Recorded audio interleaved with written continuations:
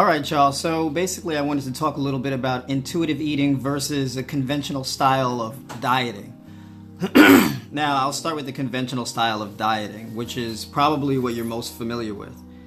And so that's going to be where you get a list of foods and the quantities of which you're supposed to eat those foods and times you're supposed to eat those foods and different things like that. So it provides a very rigid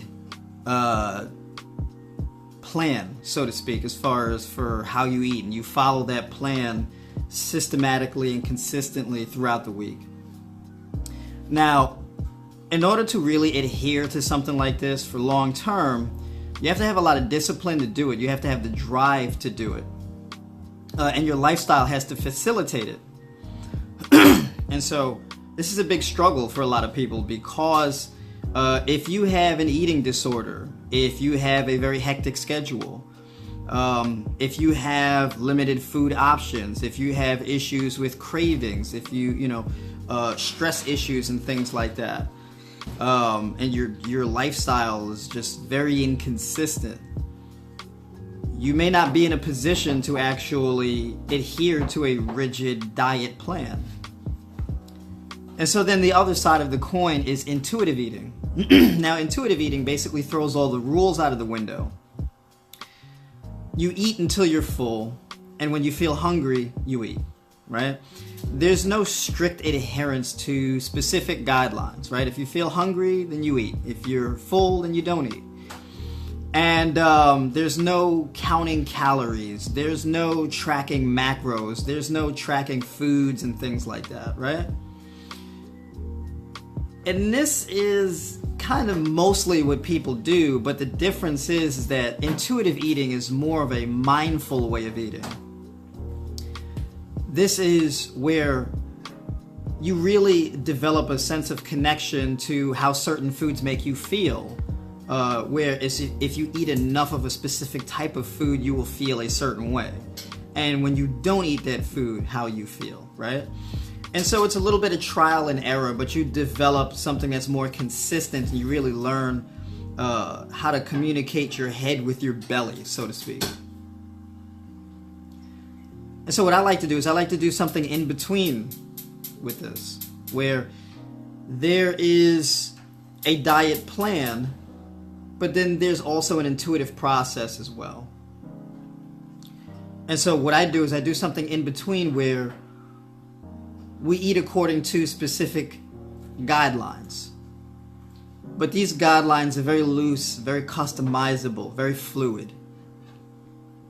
So an example of this would be, I give you 5 categories of food that you eat from every day, right? And so you pick 1 or 2 foods from those categories each day, and you just fulfill those categories. That would be one guideline. So those 5 categories would be fruits, vegetables, nuts and seeds, grains, and legumes, right? These are all plant-based categories. And when you eat from these categories, you get a very well-rounded, balanced diet, right? So you get all your magnesium and your calcium, your iron and your magnesium, your carbohydrates, your fats, your proteins. Everything's very well-rounded when you eat targeting all of these categories. And so you can structure your meals based on these categories, right? So let's say in the morning you have a smoothie, right? You put fruit in your smoothie. Maybe you put some almond butter or cashew butter in your smoothie with a little bit of cinnamon, right? Maybe some of your favorite fruits. Maybe you put some dates in there, right? Or you eat the fruit on the side, whatever you want to do. Now, if the protein powder that you're using is, let's say, pea protein, and the milk you're using, maybe the milk you're using is soy milk, or maybe it's oat milk, right? If it's pea protein, that covers legumes. If it's soy protein, that also covers legumes. If it's oat milk, that covers grains. So technically, you're eating from those categories. And my camera's moving in and out. I'm sorry about that. I can't really do anything about that because this is the fall/winter season, basically winter, where there's not exactly an abundance of sunlight, and it's only like 3:14. It starts getting dark. So for those of you who are feeling like crap lately, you don't have the same amount of energy that you usually do. It could be, the seasons messing with you. For some people, it may be seasonal depression. But in any case, so that would be an example of the dietary guidelines, where you eat from the categories. Next, you can add other guidelines, right? Where you can have a long list of foods, right? Like 100 things that you can eat. Maybe you have these categories, you have 10 things from each of these categories. Where you don't have to eat the same things every day. All you have to do is just, let's say grains. Like, let's say, for example, I want to structure a meal and I want a grain in that meal and I want a legume or 2 legumes in that meal, right? And I want vegetables in that meal. That can be something like a half a cup of barley with a half a cup of legumes and 2 cups of chopped kale and some fresh basil and oregano, right?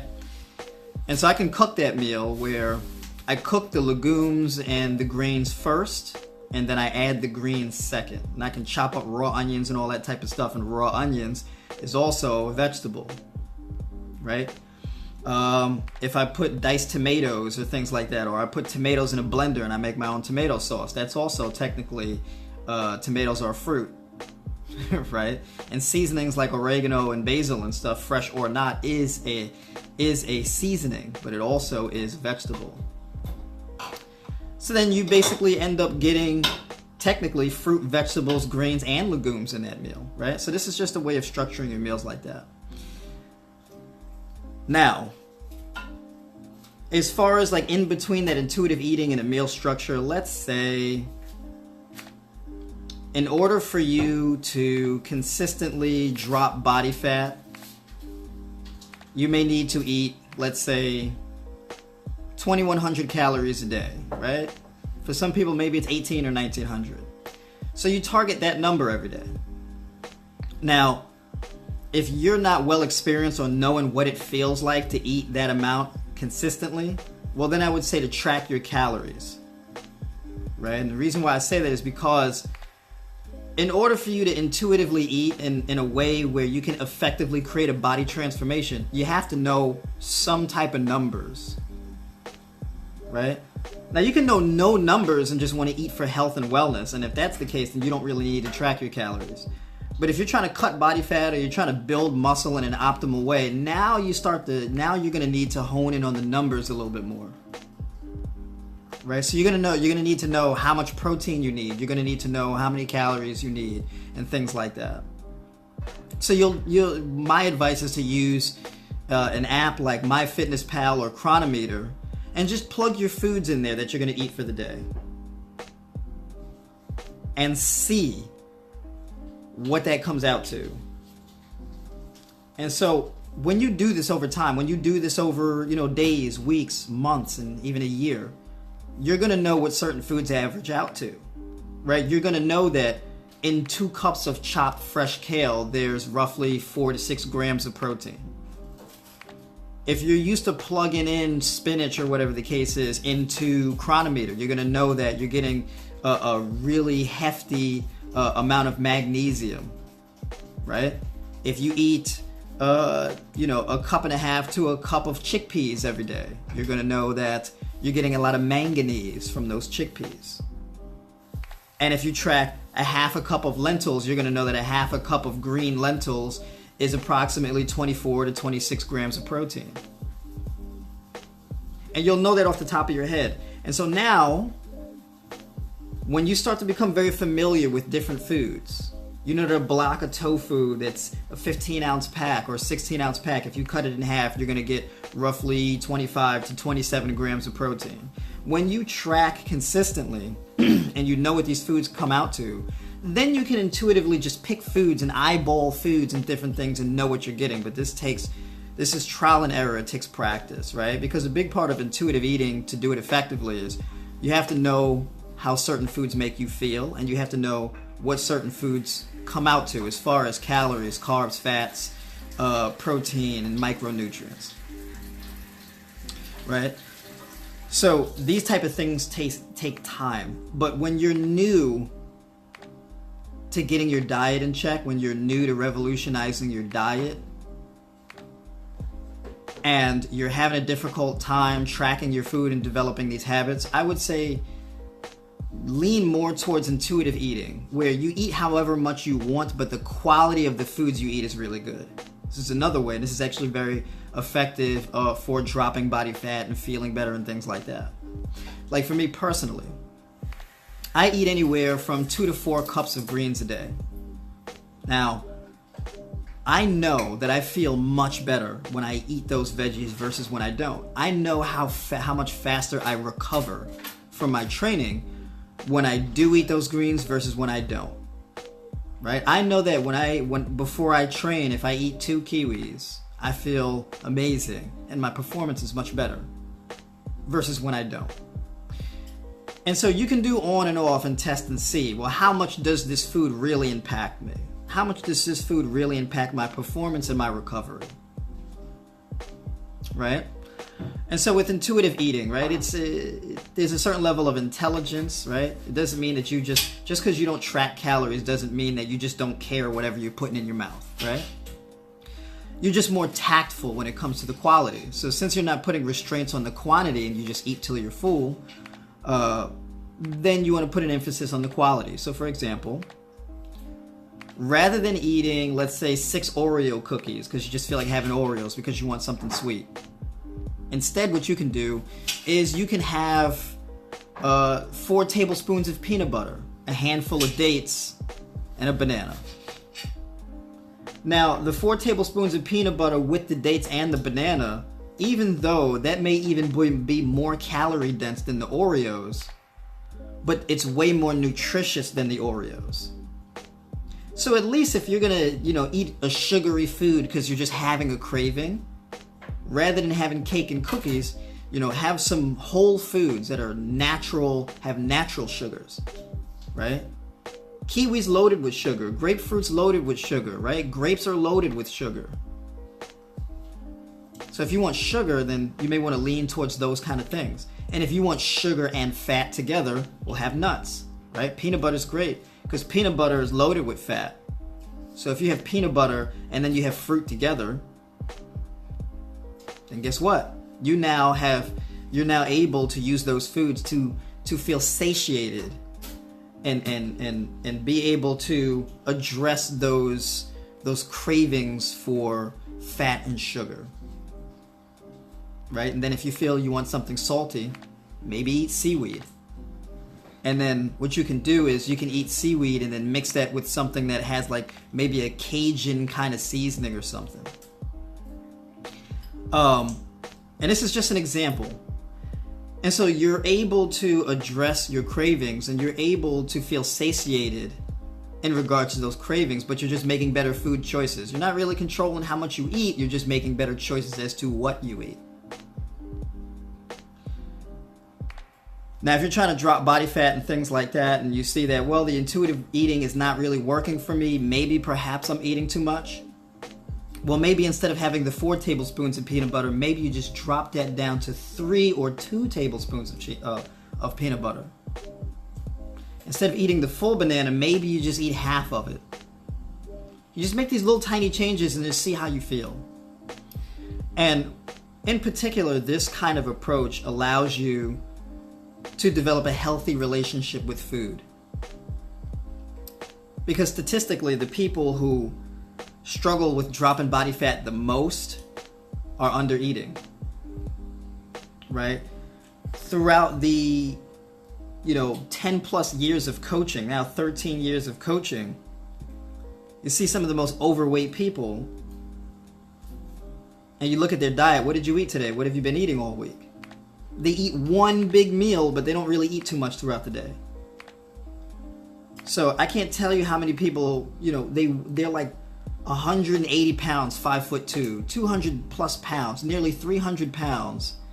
And they eat maybe like 1,600 calories a day. They don't really eat that much. I eat more than they do. But the difference is their gut health and the relationship with food. right? Because when you're really heavy set, you're struggling to lose weight, you cut your calories, you try to make that good healthy choice, like you go to Panera Bread or something like that and you get a salad. But then maybe later on in the day, you eat like fried chicken and stuff like that or whatever, right? And then maybe you're binge eating on chips and stuff late night. It's not because you're eating too much, it's because you're eating the wrong things. And so if you can hybridize your approach to food, where you become more intuitive and you become more structured, and that's where the guidelines come in. You start with the categories, then you start to manipulate your eating window, right? So maybe instead of eating from sun up to sundown, maybe you eat from 12 to 8, 12 to 9, maybe even 12 to 10. So you just shorten your eating window, right? If you like eating potato chips, maybe you just eat potatoes instead. Maybe you eat sweet potato instead, right? Maybe instead of cooking with oil, you get an air fryer. And so you make your fried foods with an air fryer. So you cut out the oil that's adding to your triglycerides, that's sludging your blood. So just small changes, and this is called mindful eating. And you become more mindful, and you become